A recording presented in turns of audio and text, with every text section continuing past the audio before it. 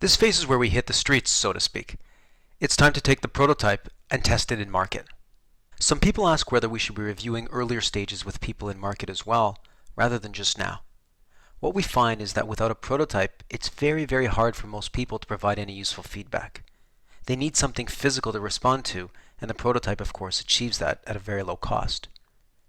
Some of the questions we ask here are, who should we test this with? How do we get in front of them? How do we get them to use the prototype? What are we assessing? And what does success really look like? The validation process is not a linear one. What that means is that as we progress from phase to phase, we learn things that may cause us to go back and refine. Every prototype testing phase includes several iterations, because it's not about planning for perfection, but achieving certainty through engagement and trial. Here are a couple of important tips around prototype validation in market. As a rule of thumb, a target number of people from whom to secure feedback at each iteration is in the range of 12 to 36. So we're not talking about 2 or 3, but also not 200, not at this phase.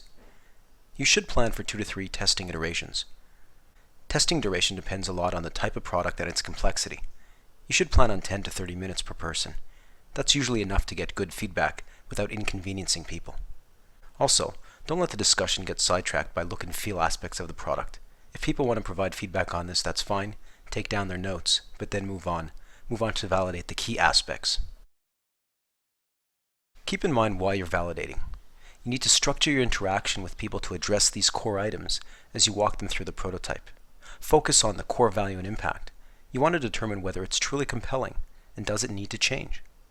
From a capability standpoint, did you get them right? Are changes needed? In terms of willingness to adopt and pay, you're going to want to test the pricing and adoption models with people.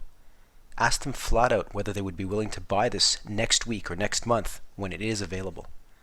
Remember to refine and test. It's cost effective and better to do this now than later.